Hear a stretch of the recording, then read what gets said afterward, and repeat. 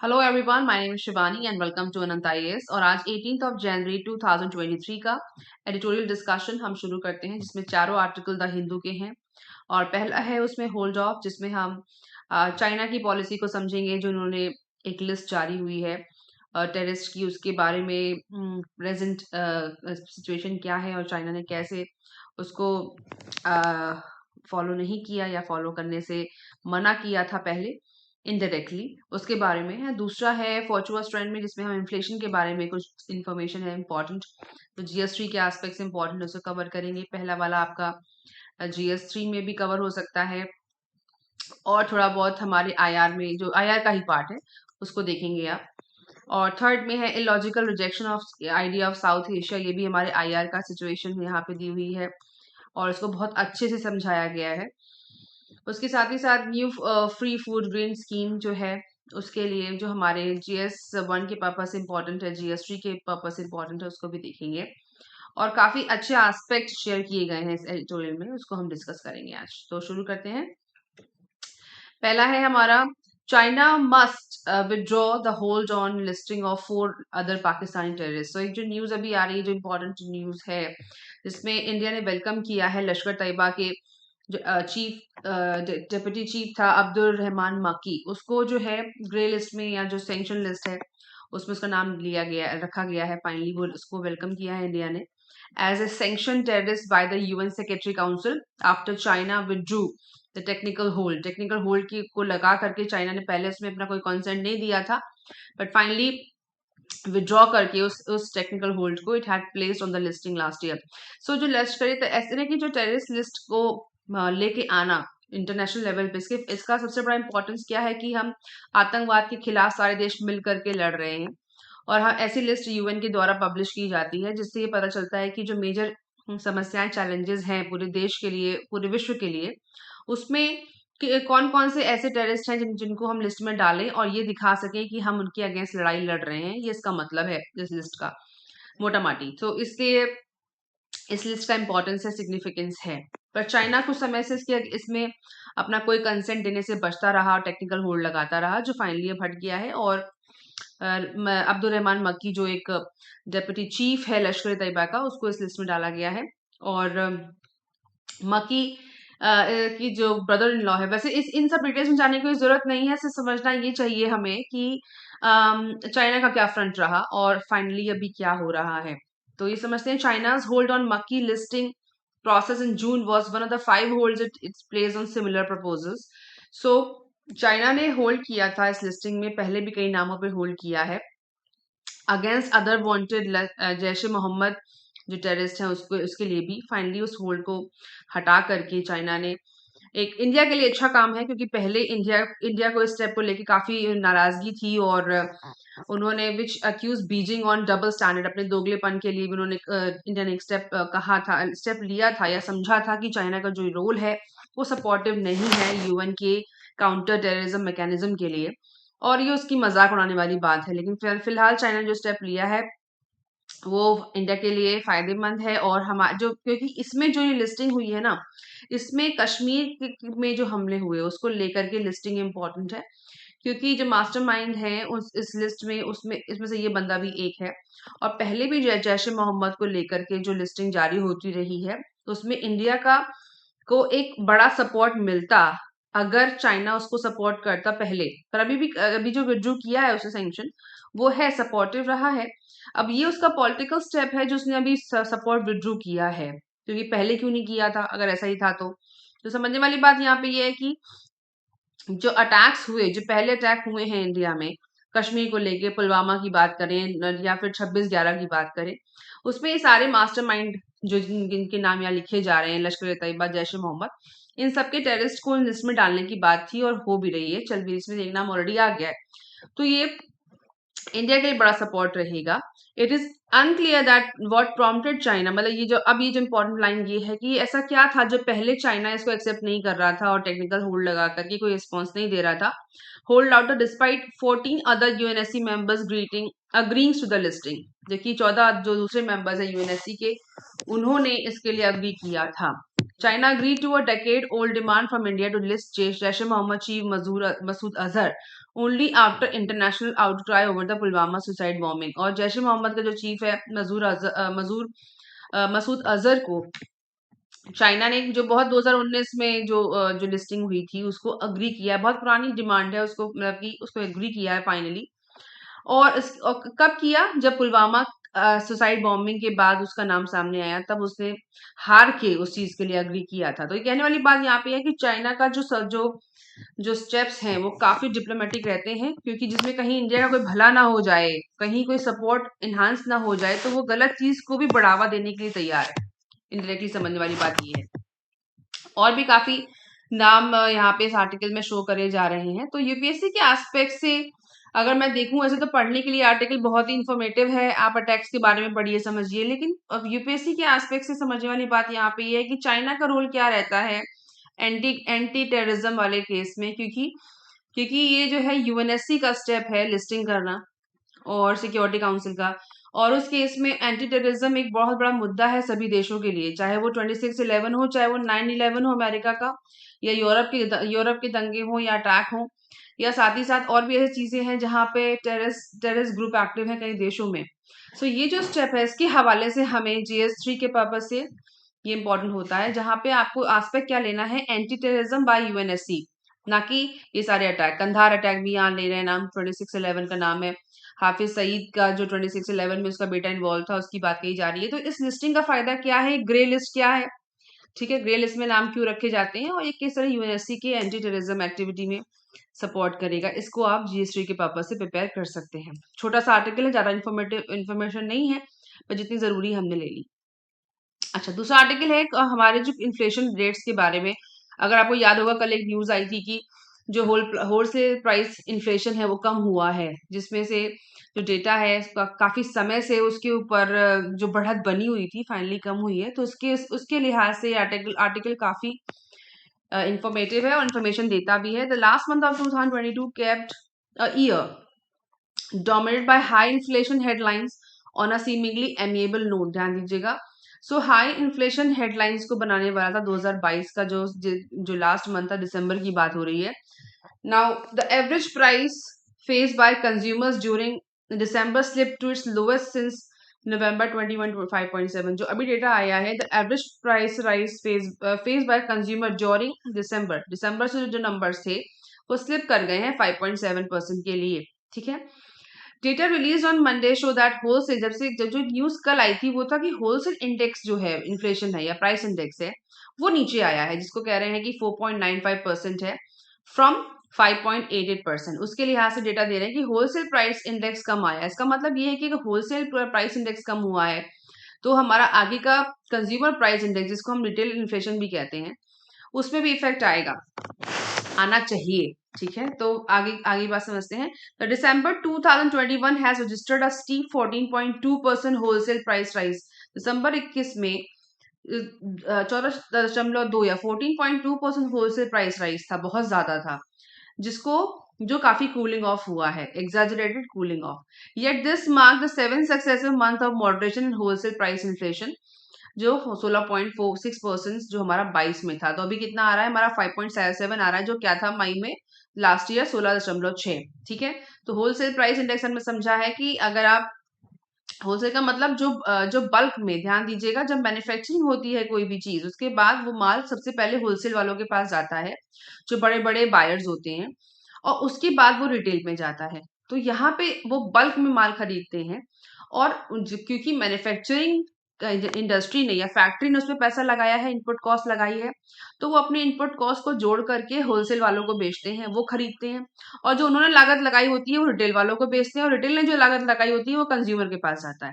तो ये चेन है। तो वो कह रहे हैं अगर होलसेल वालों का जो इन्फ्लेशन कम हुआ है तो रिटेल में भी राहत आनी चाहिए, क्योंकि रिटेल में अभी कुछ दिन पहले डेटा आया था कि सब्जियों के दाम कम हुए हैं, लेकिन जो हमारा फ्यूल के प्राइस हैं और हमारा जो फूड प्राइसेस हैं उनमें फर्क नहीं है, उनका इन्फ्लेशन वैसे का वैसा ही है। सब्जियों में फर्क है लेकिन फ्यूल और फूड में नहीं है, और फ्यूल और फूड मिलकर के बनाते हैं हेडलाइन इन्फ्लेशन बनाते हैं। इसको थोड़ा और समझेंगे, अभी आगे एक और आर्टिकल है। सो वो कह रहे हैं कि हेडलाइन इन्फ्लेशन जो है ऊपर की तरफ जा रहा है, जैसे फ्यूल और फूड के प्राइसेस बढ़ रहे हैं पर होलसेल के प्राइस गिर रहे हैं। आगे समझते हैं। And the fourth straight month that retail inflation has ease from 7.4%। वो कह रहा है रिटेल इन्फ्लेशन भी 7.4% ईज पे है, थोड़ी आसानी है, थोड़ा आराम है उसमें in September 22. Over the November and December, retail inflation has stayed below the central bank। और जो कह रहे हैं नवंबर दिसंबर जो लास्ट साल का डेटा है उसमें जो हमारा रिटेल इन्फ्लेशन है वो 6% के थ्रेशोल्ड पे जाके रहा, क्योंकि हमारा थ्रेशोल्ड क्या है 6%, ये हमारा थ्रेशोल्ड है। सो इस थ्रेशोल्ड से कम ही था, कितना था 5.7% था। And wholesale price rise has been slower than consumer prices. और जो होलसेल का प्राइस है वो कंज्यूमर प्राइस से कम है, जैसा कि हमें डेटा मिला है कल, signalling that pressures on producers to pass on higher input cost में ईजिंग। वो कह रहे हैं इसका सिग्नल ये है कि जो प्रेशर है प्रोड्यूसर्स पे to pass on higher input cost में ईजिंग, जैसे मैंने कहा कि जब माल की लागत यहाँ लगाने के बाद यहाँ पे इन्फ्लेशन का इफेक्ट कम है, तो माल की लागत यहाँ भी कम हो जाएगी, यहाँ पे भी कम हो जाएगी, तो यहाँ पे भी कम होगी, ये आगे वही पास ऑन होगा ना। तो वो सिग्नल करने की कोशिश हो रही है इस डेटा के हिसाब से। फिर कह रहे हैं कि अक्टूबर दिसंबर 2022 में कंज्यूमर, ये कह रहे हैं कि would be hoping that is a harbinger, और जो बेनिफिट आया है, जो फायदा आया है, इससे हमारी आम जनता को राहत मिलेगी। However these 2 months of milder inflation do not offer compelling comfort. अब वो कह रहे हैं कंफर्ट ज्यादा नहीं देता है, क्योंकि because they have been disproportionately influenced by the some economists have termed as idiosyncratic element, जिसमें मैंने कहा कि सब्जियों के जो दाम हैं जो कम हुए हैं उससे हमको ज्यादा राहत नहीं मिल रही, क्योंकि ये हेडलाइन इन्फ्लेशन को कम नहीं करते हैं। ठीक है, हेडलाइन इन्फ्लेशन में फ्यूल भी आता है और फूड भी आता है। सब्जियों के दाम कम होने से वो कह रहे हैं स्वाभाविक, इसका मतलब होता है स्वाभाविक, स्वाभाविक एलिमेंट ये है, इकोनॉमिस्ट कह रहे हैं कि अभी की सिचुएशन में जो ये वेजिटेबल के प्राइसेस कम हुए हैं उसका कोई खासा इफेक्ट देखने को आगे शायद ना मिले, ऐसा कंफर्ट नहीं होना चाहिए। फ्रॉम अबाउट 8% इन्फ्लेशन इन अक्टूबर, जो अक्टूबर में 8% इन्फ्लेशन था, prices for vegetables drop by 8% and 15% in November respectively। onions, tomatoes and potatoes turn cheaper। जो कह रहे हैं कि प्याज, टमाटर और आलू के दाम भी सस्ते हो गए हैं। ठीक है, this pull down food inflation but may not lower overall household expenses on food much। लेकिन ये ज्यादा फर्क नहीं डालेंगे, जैसे कि मैंने कहा कि आर्टिकल में और भी समझने वाली बात है वो ये है। Inflation accelerated for the 6th straight month in the largest item of food basket।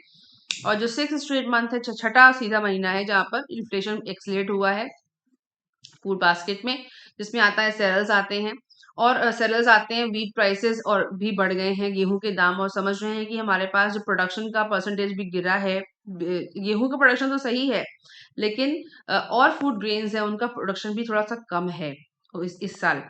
And uptick was also seen for pulses, milk, eggs, meat and fish and spices. तो सिर्फ गेहूं और चावल से तो काम चलता नहीं है, सब चीजें चाहिए होती है। सब्जी के दाम अगर कम हो गए तो क्या, पल्सेस, मिल्क, अंडे, मीट, फिश, जो ये हर देश में हर तरह का कंजम्पशन है उसमें तो अपटिक है ना।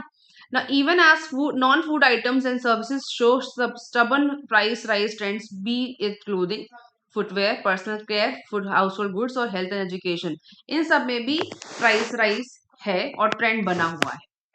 अब वो कह रहे हैं कि इस तरह का जो माहौल है जहां पे वेजिटेबल प्राइसेस वोलेटाइल है, रिटेल इन्फ्लेशन बढ़ रहा है, तो ये आगे हेडलाइन इन्फ्लेशन को जो ट्रेंड है ऊपर जाने का उसे कंटिन्यू कर सकता है। जबकि कोर इन्फ्लेशन विच मेजर्स, अब ध्यान दीजिएगा दो शब्द हैं, हेडलाइन ट्रेंड और core inflation.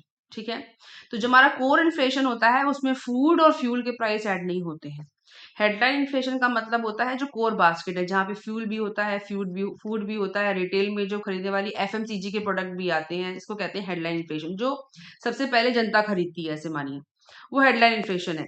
But core inflation क्या है, जिसमें कि फूड और फ्यूल के प्राइसेस ऐड नहीं होते हैं। ठीक है, तो ये कह रहे हैं कि फूड और फ्यूल के जो प्राइसेस हैं और वो जो कोर इन्फ्लेशन में ऐड नहीं होते हैं, उससे सिचुएशन अलग हो सकती है। ठीक है, which measures price rise minus food and energy, so also inched up and needs attention, as reiterated by RBI Governor Shaktikant Das amid a growing clamor for pausing interest rate hikes। ठीक है, तो अभी हम समझते हैं कि actually जो definition मैंने यहाँ ऐड करी है आपकी एक समझदारी के लिए, कि आप समझ सकें एक्चुअली यहाँ क्या बात हो रही है। तो एक डेफिनेशन मुझे मिली है, the headline inflation figures includes inflation in a basket of goods that include commodities। तो जो हेडलाइन हमारा इन्फ्लेशन होता है उसमें क्या क्या होता है, फूड और एनर्जी का मेन परसेंटेज होता है। It is different from core inflation, जो कोर इन्फ्लेशन से अलग है, ठीक है। और कोर इन्फ्लेशन में क्या क्या आता है, हट जाता है, फूड और एनर्जी हट जाता है। Prices while calculating inflation, food and energy are not included in core inflation because their price are volatile. So क्योंकि फूड और एनर्जी के प्राइसेस घटते बढ़ते रहते हैं, इसलिए वो कोर इन्फ्लेशन का हिस्सा नहीं होता है, ठीक है। तो इतना समझ में आता है। अब वो कह रहे हैं कि जो अभी सिचुएशन बदल सकती है, क्योंकि बदलेगी, क्योंकि चाइनीज इकोनॉमी अभी रिबूट कर रही है अपनी कोविड पॉलिसी के बाद, जो स्ट्रिक्ट जीरो कोविड पॉलिसी हटाने के बाद। और जैसा कि हम देख रहे हैं कि स्लो डाउन की सिचुएशन बन रही है हमारे देश में भी और कई और देशों में भी। सो global commodity and oil prices में वेल हार्डन अगेन। सो उसमें हमारे जो कमोडिटी और ऑयल प्राइसेस फिर से भी रिस्ट्रिक्ट हो जाएंगे शायद। It is too early to take the eye off the inflation problem, इसलिए अभी कुछ बोलना और इन्फ्लेशन के ऊपर से अपनी नजर को हटाना ठीक बात नहीं है। That will be not very helpful, ये आर्टिकल कह रहा है। ओके, अब समझते हैं नेक्स्ट आर्टिकल, जो a logical rejection of the idea of south के बारे में बता रहा है। इसमें इसको सुहासिनी यादव ने लिखा है, एक बहुत अच्छी जर्नलिस्ट है, उन्होंने इसमें काफी चीजें हमारे मतलब की समझाई हैं, जो यूपीएससी GS2 को कवर करता है। और काफी चीजें ऐसी हैं जो प्री के पर्पज से भी इंपॉर्टेंट है, GS2 और प्री के पर्पज से इंपॉर्टेंट है ये आर्टिकल। कोई ऐसे इन्होंने रीजनल ग्रुप्स की बारे में बात करी है, जो कोऑपरेशन की बात करी है, जो पूछने लायक है, उसको देखते हैं। It is an ill wind that, वे कह रही है कि ऐसा जो नेबर से जो या आसपास के देशों से जो हमारे ऊपर हवा चल के आ रही है, वो हमारे लिए खतरनाक है। कैसे? A recent World Bank study on air pollution concludes that about 2 million people die prematurely in the South Asia each year as particulate matter PM, जो शब्द है, concentrations put 9 South Asian cities, जो हमारे साउथ एशियन सिटीज हैं, शहर हैं, जो world के top 10 worst affected air pollution के जो शहर हैं उनको प्रभावित कर रहा है ये PM, ठीक है। और इफेक्ट ये दिया जा रहा है कि जो हवाएं चल रही हैं, जो आसपास से हवाएं आ रही हैं, उससे ये एयर पोल्यूशन क्रिएट हो रहा है, जिसमें PM 2.5 का कॉन्सेंट्रेशन सबसे ज्यादा है। और ये जो है तीन गुना है वर्ल्ड हेल्थ ऑर्गेनाइजेशन के प्रिस्क्राइब लिमिट से, जो 18 और 20 में पब्लिश हुई थी। Last week the Maldives meteorological service, उन्होंने जो मालदीव्स की मेट्रोलॉजिकल सर्विस उन्होंने वार्न किया था कि विजिबिलिटी बहुत कम हो गई है, 60% ड्यू टू स्मॉग की वजह से विजिबिलिटी 60% हो गई है। It has blamed on winds from Himalayan foothill, और ब्लेम करते हैं कि हिमालयन फुटहिल जो मतलब जो पहाड़, जैसे पहाड़ है उसके नीचे का जो, या पहाड़ खत्म होता है, फुट हिल, यहाँ से उड़ने वाली हवाएं इसको प्रभावित करने वाली हैं। तो ये तो एक बात उन्होंने बोली। अब ये पॉलिटिकल स्टेप क्या ले रही है यहाँ पे, इसको बताते हुए किसी भी ऐसी चीजें नहीं। अब ये समय है, ये समय क्या है कि साउथ एशियन नेशंस को साथ में आ जाना चाहिए। जो मोटा माटी बात कर रही है सार्क की, जो सार्क के देश हैं, उनको आपसी वैमनस्यता को दूर करके साथ में आ जाना चाहिए। ये इस पूरे आर्टिकल का जिस्ट है, और जो अच्छा भी काफी पॉजिटिव है। उसके साथ वो कह रही है अप्रोच क्या होनी चाहिए, कि ये ऐसा कह रही है, ऐसा ये नहीं है कि सिर्फ साउथ एशियन नेशन में ऐसा है, यूरोप के अल्पाइन नेशंस में, चाइना में भी ऐसा हुआ है, लेकिन वहां की सक्सेस स्टोरीज अलग हैं, क्योंकि उन्होंने उन्होंने कुछ ऐसी स्ट्रेटेजीज बनाई अपने देश के फायदे के लिए, और ऐसे ऐसे एसोसिएशन किया कि उनके देश को फायदा हुआ, जो साउथ एशिया के देशों में नहीं है। मतलब यहाँ पे लोग ज्यादा लड़ रहे हैं आपस में, अपने अपने जियोपॉलिटिकल स्टेप्स की वजह से साथ में नहीं आ पा रहे हैं। तो कह रही हैं कि that the solution to the problem of air pollution lies in a whole of region approach, मतलब साथ में लेकर के चलना चाहिए हम पूरे हिस्से को। And is not one that one country in the air shades can resolve on its own, और ये ऐसा नहीं कि एक देश अपने आप इसको रिजॉल्व कर सकता है।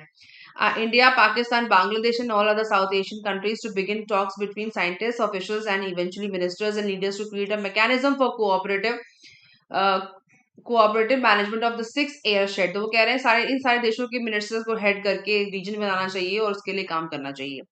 That such a even being contemplated to one more example of the rejection of India idea of South Asia that continues a bedevil of a region refusing to see itself as a one geographical unit, और जो ये south Asia का जो concept है उसको avoid किया जा रहा है, जिससे इस पूरे इलाके को एक जोग्राफिकल यूनिट मान करके उसके भले के लिए काम किया जा सकता है। इसमें आते हैं हमारे सार्क के देश, और जो कि ग्रुप 77 में। और समझने वाली बात ये है कि हम क्लाइमेट के मुद्दों पे कोप 27 में तो अग्री कर जाते हैं, पर अपने आसपास के देशों से बना करके नहीं चल रहे हैं, और अपना ही नुकसान कर रहे हैं इसकी हवाले से, क्योंकि सार्क के जो देश हैं वो ग्रुप 77 के भी देश हैं, डेवलपिंग कंट्रीज उसमें भी हैं, जो जाके जो COP27 में या क्लाइमेट चेंज के मुद्दों पे तो यहाँ अग्री कर जाते हैं, पर आपस में कोई कॉन्फ्रेंस नहीं करते, आपस में कोई बात नहीं करते। फिर वो कह रही है, जब यूक्रेन क्राइसिस चल रहा है उसकी वजह से एक बहुत बड़ा मिस ये हुआ that every immediate geopolitical challenge is pushing the region to work more closely together. वो कह रहे हैं कि ये जो स्टेप है ना, जो ये हुआ है रशिया ने किया यूक्रेन में, इससे एक सिम्टम निकल के ये आता है कि हम सबको एकजुट होकर आगे बढ़ना चाहिए, क्योंकि अगर ऐसा नहीं हुआ तो ये और देशों के साथ भी हो सकता है।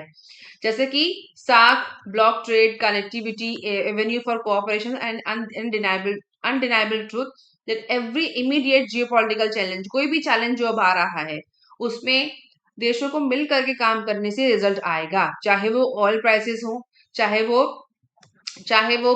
फाइनेंशियल क्राइसिस हो, चाहे वो एनर्जी का प्राइस क्राइसिस हो, फर्टिलाइजर का इशू हो, कोविड की दवाइयां हो, या तालिबान का जो टेक ओवर है अफगानिस्तान को लेकर के, एंटी टेररिज्म, कोई भी स्टेप अगर आपको उठाना है तो वो सारे एस्पेक्ट हैं जो मिलके ही फिक्स हो सकते हैं। इससे हमको एग्जांपल लेना चाहिए, पर वो हम मिस कर रहे हैं, वो ये कह रही हैं हम इस सब चीजों को मिस कर रहे हैं। The failure to build a regional defence to the issues arising from Russia's invasion of Ukraine and from NATO sanctions, trade ban, and weapons stockpiling means that South Asia is missed the chance to position itself as an energy cartel. उन्होंने कहा कि अगर ये NATO का और Ukraine और US के जो इन्वेजन, बाय मिस्टेक रशिया का जो इन्वेजन है यूक्रेन पे, और नाटो के जो सैंक्शंस हैं, ट्रेड बैन है रशिया के ऊपर, ऑयल बैन है, तो इस केस में हमने जो साउथ एशियन देशों ने एक अपॉर्चुनिटी को मिस कर दिया कि कार्टेल का मतलब होता है अपने फायदे के लिए ग्रुप बनाना। तो अपने प्राइस के लिए, अब बेटर प्राइसिंग के लिए ग्रुप बना सकते थे, जो उन्होंने मिस किया। क्योंकि ध्यान देने वाली बात यह है कि जो क्रूड डिपेंडेंसी है बांग्लादेश, पाकिस्तान और इंडिया की, वो मोर देन 50% है of their liquefied natural gases through the spot market. वो खरीदते हैं, वो लेते हैं, बाय करते हैं। तो बांग्लादेश, पाकिस्तान और इंडिया मिलकर के कार्टेल बना करके इस अपॉर्चुनिटी को इनकैश करा सकते थे, जो उन्होंने नहीं कराया। उसके साथ पाकिस्तान ने BBIN का जो ग्रुप है, बांग्लादेश, भूटान और इंडिया का, उससे भी विड्रॉ किया है, और श्रीलंका भी उसका पार्ट है BBIN का। तो उसमें पाकिस्तान ने रिफ्यूज किया है बात करने के लिए इसके ऊपर, क्योंकि अब इनकी अपनी एक अड़ियलपना है, अपनी एक स्ट्रेटेजी है इंडिया के अगेंस्ट। वैसे पहले भी एक आर्टिकल आया था कि जो पाकिस्तान की अभी माली हालत है उसके आधार पे उसको चाहिए कि आसपास के देशों से बना के चले, स्पेशली इंडिया से, क्योंकि अभी उसके ऊपर भी फाइनेंशियल क्राइसिस का बहुत बड़ा जो है प्रॉब्लम सर पे है। तो और श्रीलंका पे तो आई गई है। तो उसका उसका एक रीजनल रिस्पॉन्सिबिलिटी ये है कि सार्क के देशों से, स्पेशली इंडिया से वो बना करके चले। उसके साथ वो कह रही हैं कि वासुदेव वैसुदेव कुटुंबकम की जो भावना है वो सिर्फ सिर्फ दिखाई पड़ती है, पर प्रोडक्टिविटी में कितनी है उतना कह पाना मुश्किल है, क्योंकि पाकिस्तान से उनको इंडिया को बना के चलना चाहिए और इंडिया को भी पाकिस्तान से बना के चलना चाहिए। सिर्फ इंडिया की स्टेपिंग की बात नहीं कर रही हैं, वो सभी स्टेपिंग की बात कर रही है कि उनको क्या स्टेप लेना चाहिए। और ग्लोबल साउथ के लिए मीट करना चाहिए आपस में। इंडिया को एक ऐसा स्टेप ले कि वो वर्चुअली होल्ड करे कोई मीटिंग ग्लोबल साउथ की तरफ से, और यूक्रेन वॉर पे एजेंडा लेकर के चले और बात करे, और आगे की जो है रीजनल डिस्कशन करे G20 के एजेंडा को लेकर के, क्योंकि G20 आप ध्यान दें कि उसमें सारे मैक्सिमम डेवलपिंग कंट्रीज हैं, और ऐसा कहा जा रहा है कि G20 की प्रेसिडेंसी से इंडिया एक बड़ा देश बन करके निकलेगा। उसके लिए बड़ा बड़ा देश इंटरनेशनल जियो पॉलिटिक्स में बन करके निकलेगा, तो उसको इंडिया आगे नेतृत्व कर सकता है, आगे लेकर के जा सकता है। और कुछ चीजें वो हम लोग कर सकते हैं मिलके, कोविड-19 की मेडिसिन के बारे में, जो कॉपीराइट के इशू है उनके बारे में, जो WTO में हमारा मुद्दा उठता है, जो वर्ल्ड ट्रेड, जो एक्सपोर्ट इम्पोर्ट को लेके, उसको भी हम आगे लेकर के जा सकते हैं। Now it comes to terrorism, the contradiction between what can be discussed at broader multilateral but not in regional manifold। India और पाकिस्तान की जो बातचीत है टेररिज्म एंड को लेकर के, जिसमें अभी आप देख रहे हैं कि चाइना ने जो पहले सैंक्शन लगाया, चाइना ने एक्सेप्टेंस नहीं दी, जब दे दी है, तो उसके हवाले से वो सांघाई कोऑपरेशन ऑर्गेनाइजेशन में भी, जो UN और SCO में को जो उनके जो मुद्दे हैं उन पे भी वो बात कर सकते हैं। Will not discuss the issue bilaterally, मतलब वो कह रहे हैं जिन चीजों को यहाँ पे हम अग्री करते हैं, UN में जाएंगे, SCO में बात करेंगे, पर आपस में बात नहीं करेंगे। इन 22 new Delhi Islamabad exchange team, जबकि 2022 में उन्होंने SCO regional anti terrorist structure में इंडिया ने भाग लिया था, रैट्स में, और एक फाइनेंशियल एक्शन टास्क फोर्स बनाई गई थी जिसमें पाकिस्तान ने that let Pakistan off its terror financing, जिसको ग्रे लिस्ट में डालने की बात हुई थी कि अपनी जो फाइनेंसिंग है पाकिस्तान की टेररिज्म को लेके उसको वो हटाए, उसको क्विट करे। But the two sides are still not able to find a way for talks on the subject between them. पर फिर भी अभी उस मुद्दे पे ज्यादा बातचीत नहीं हो रही है। अभी जो हाल में बात हुई थी उसको रेफर कर रही है कि अभी जो बिलावल भुट्टो जरदारी ने जो कमेंट दिया था इंडिया के लिए, फॉरेन मिनिस्टर जो है, बस वही क्लास एंगेजमेंट है हमारे एक्सटर्नल मिनिस्टर और उनके मिनिस्टर फॉरेन मिनिस्टर के बीच में। उसके बाद Pakistan has made Kashmir it's, और इसके साथ ही साथ पाकिस्तान भी अपने कश्मीर के मुद्दे को लेकर अड़ा हुआ है, जिसकी वजह से ओपन ट्रेड की सुविधाएं कम है, जिसमें से अफगानिस्तान को गेहूं भेजने वाली जो बातचीत है, वीट भेजने वाली, को भी अटकी पड़ी हुई है। तो वो कह रही है कि आसपास के जो देश हैं उनको जुड़ करके चलना चाहिए और इन सब गतिविधियों के अगेंस्ट काम करना चाहिए ताकि उनको मिलकर के हम लड़ सकें। उसके बाद वो कह रही है कि जो रीजनलाइजेशन का जो आराम है, जो कंफर्ट है, वो काफी देशों में ऑलरेडी है और उसके मार्फत वो काफी फायदे उठा रहे हैं, जैसे कि यूएसएमसीए, जैसे कि मर्कोसुर फॉर स्पेनिश इटालियंस के लिए, और मेक्सिको और कनाडा का जो अग्रीमेंट है यूएसएमसीए। फिर इसके बाद मर्कोसुर है जो स्पेनिश इटालियंस के लिए सदर्न कॉमन मार्केट है। ऐसे और भी उन्होंने ग्रुप को रेफर कर रही है कि एएफसीटीए है जो Arab state of the Gulf African continental free trade agreement है, आरसीईपी है। तो इन इसको जो ये क्षेत्रवाद है, इसके कंफर्ट से लोग रहना तो चाहते हैं, करना तो चाहते हैं, लेकिन इसका जो रियल कॉन्सेप्ट है वो मिस हो रहा है। वो कह रही हैं कि given the deepening polarization in the world, climate chaos and the growing scarcity of resources, it is clear to see that the underpinnings of globalization over the past century are about to be upended। वो कह रही हैं कि जो globalisation का जो issue है वो ध्रुवीकरण के होने के बावजूद जो क्लाइमेट का केओस है, जो केओस है, मतलब जो बहस चल रही है क्लाइमेट पे, जो रिसोर्सेज की कमी का जो बहस चल रही है, और ग्लोबलाइजेशन का जो इशू है वो आगे और बढ़ के आने वाला है। और रीजनल और जो ये सब चीज जो देश हैं, other nations is finding its moving in regionalisation and forums closer them, और अपने क्षेत्रवाद के हिसाब से वो आगे लेकर के जा रहे हैं अपने अपने घरों में उस बात में, या अपने ग्रुपों में उस चीज की बातें हो रही हैं। तो क्यों नहीं साउथ एशियन देश भी ऐसा करते हैं, जो हिमालय से हिंदू कुश से शुरू होता है और इंडियन ओशन पे आके खत्म होता है। तो इनको भी अपना एक्सपोजर बढ़ाना चाहिए। ठीक है। अब वो कह रही है कि जो कुछ पॉलिटिकल स्टेप भी हुए हैं, जैसे कि जो नॉन अलाइनमेंट मूवमेंट से जो हमारे मोदी जी हैं उनमें उन्होंने अपने आप को डीलिंग किया है। फिर वो कह रहे हैं कि इसी तरह वो सार्क की जो मीटिंग होने वाली है, जो पाकिस्तान में होनी है, held in next in Pakistan, उससे भी हट सकते हैं क्योंकि पाकिस्तान से हमारा संबंध ठीक नहीं है। और इसके बदले में पाकिस्तान भी जो एससीओ का जो हेड है, minister prime minister of SCO, head नहीं है सॉरी, उसका रिजल्ट क्या होगा, जो एससीओ की मीट है उसमें पाकिस्तान भी हट सकता है, किसी और को भेज सकता है। तो ये तरह का रिजेक्शन है ग्रुपों में अपने फ्रंट्स को लेकर के आगे आने का, उसका मुआवजा भी तो हम ही भरेंगे ना जब हम आपस में कोऑपरेट नहीं करेंगे। तो कह रही है any case it is necessary for the future to dealing South Asian cooperation for the summit itself, कि सार्क को डीलिंग तो करा जाए, लेकिन और जो एजेंडे हैं, अगर आप सार्क को डीलिंग करते हो दैट इज फाइन, लेकिन वो कह रही हैं जो और मुद्दे हैं उनको उठाओ ना, हेल्थ का, एनर्जी का, वुमेन राइट्स का, सिक्योरिटी का, टेररिज्म का, इसको उठाओ, वरना इसके नुकसान हम ही लोग को झेलने पड़ेंगे। मतलब वो कह रही हैं अगर आप किसी ग्रुप को डीलिंग करते हो वो सही है, लेकिन जो सही मुद्दे हैं उनको उठाना जरूरी है। South Asia appears to be the exception and the outlier to the most logical principle now regional cooperation, जो क्षेत्रीय एकता कोऑपरेशन है, क्षेत्रीय सह संबंध है, उसकी जो लॉजिकल प्रिंसिपल को सार्क देश जो है वो भुना नहीं पा रहे हैं, उसको इनकैश नहीं करा रहे हैं, जिसकी वजह से जो दिक्कतें हैं वो हमें ही फेस करनी पड़ रही हैं। बहुत ही अच्छा आर्टिकल है ये। तो ये आपके जीएस2 के पर्पज से, और जो ये ग्रुपिंग, जो ये कॉर्पोरेशन की बात कर रही है ना, ये जो एसईओ हुआ, रैट्स हुआ, साथ ही साथ जो मर्कोसुर है, यूएसएमसीए है, एएफसीटीए, आरसीईपी है, इन सारे ग्रुप्स को प्री में पूछा जा सकता है, कोई बड़ी बात नहीं है। तो आप इसको आपको प्रिपेयर करना चाहिए। साथ ही साथ जीएस2 में इसका सिग्निफिकेंस, जीएस3 में भी इसका सिग्निफिकेंस आप देख सकते हैं। मेंस के क्वेश्चन आप उठा के देखेंगे तो आपको पता चलेगा, इन पे आधारित कई सारे क्वेश्चन पूछे गए हैं जिनको आप रेफर कर सकते हैं। नाउ नेक्स्ट आर्टिकल जो है वो हमारा फूड सिक्योरिटी को लेकर के है, जिन्होंने अभी न्यूज आई थी कि उस पर काम भी चल रहा है, जिसमें उन्होंने कहा कि एनएफएसए का जो एनएफएसए में जो पीएमजीकेएवाई था, उसका एक मॉडिफाइड वर्जन एनएफएसए में ऐड कर दिया गया है। उसके बारे में बहुत अच्छी चीजें मेंशन कर रही हैं। तो एग्जांपल देती हैं कि जॉर्ज ऑरवेल की किताब थी, उसमें स्क्वीलर नाम का एक कैरेक्टर था जिसको अ स्मॉल फैट पिग, वो बहुत अच्छा वक्ता था, जो हमेशा वो रीएडजस्टमेंट ऑफ राशनिंग के रीएडजस्टमेंट की तो बात करता था, लेकिन उसकी कमियों के बारे में कोई बात नहीं करता था। तो उसमें जो कमी हो रही है राशन में, उसकी बात नहीं करता था। हाँ, रीएडजस्टमेंट की बात करता था। इसको रेफर कर रहे हैं। और हम जानते हैं कि यूपीएससी में इस तरह के स्टेटमेंट पे आधारित मेंस में क्वेश्चन पूछे जाते हैं। तो जीएस 1 के लिए इकोनॉमिक डेवलपमेंट और जीएस 3 के लिए इंपॉर्टेंट बनता है, यहाँ से क्वेश्चन उठ सकता है। ठीक है।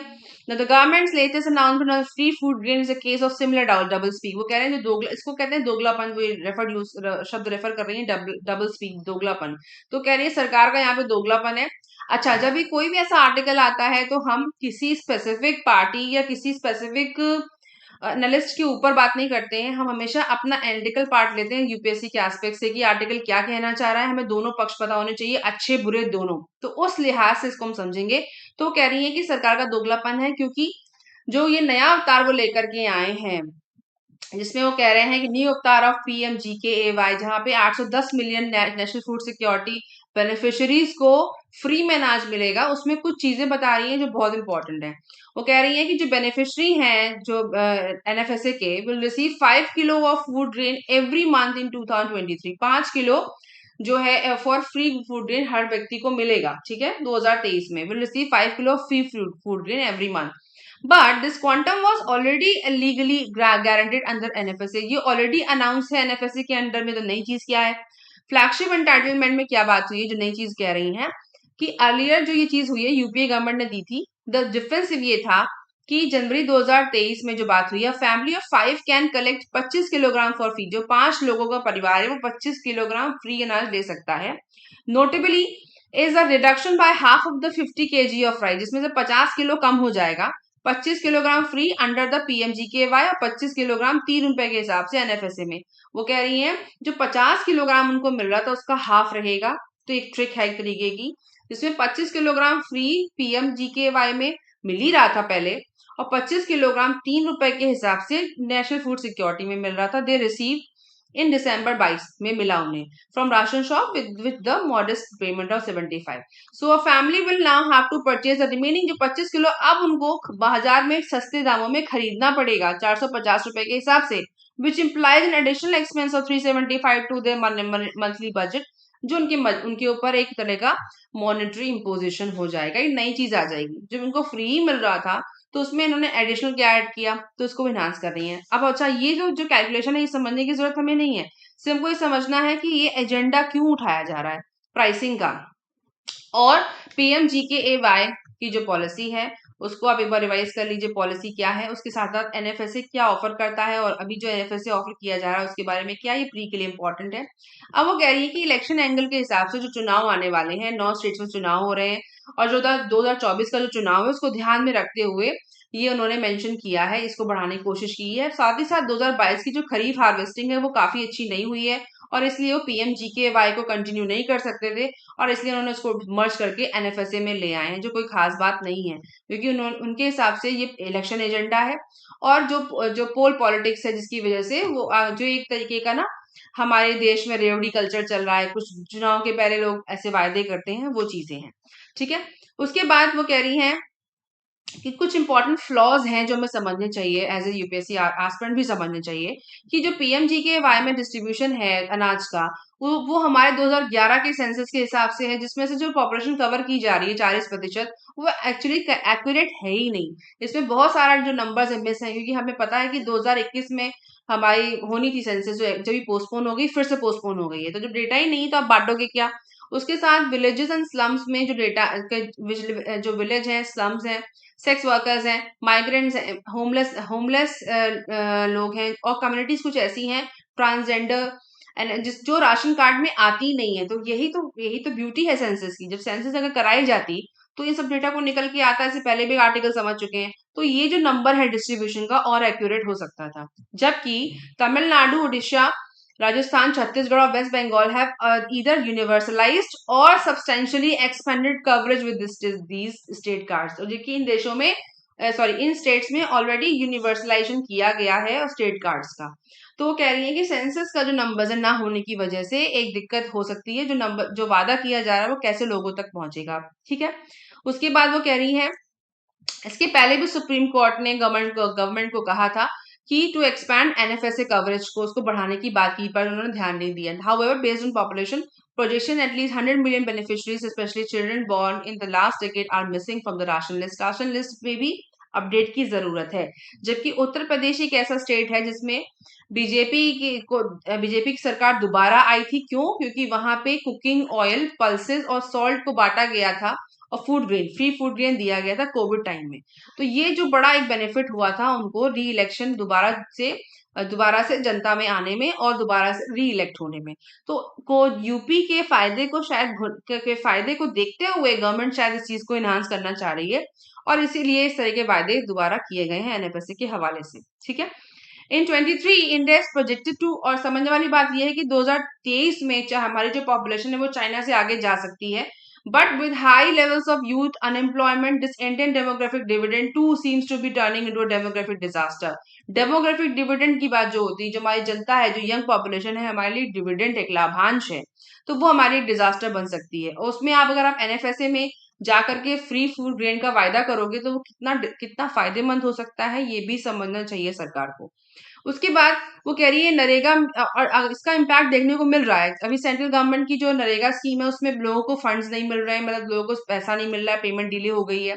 उसके साथ साथ आपने उसमें अटेंडेंस जो है वो टेक्नोलॉजिकल हर्डल्स ले आई है, तकनीक को ले आए हैं, जहाँ पे आप अटेंडेंस फोन पे लगाई जाएगी. तो ऐसी बहुत सारी चीजें हैं जो नरेगा के जो मिलने वाले, जो नरेगा से फायदा मिलने के बजाय नुकसान और भी अब हो रहा है लोगों को, जिसमें से वेस्ट बंगाल का एग्जांपल दे रही हूँ, जहाँ 2744 जो 744 रुपए की जो पेमेंट है जो लेबर्स को मिलनी थी, ये अभी इसको सिर्फ 2700 नहीं होना चाहिए, ज्यादा नंबर होना चाहिए.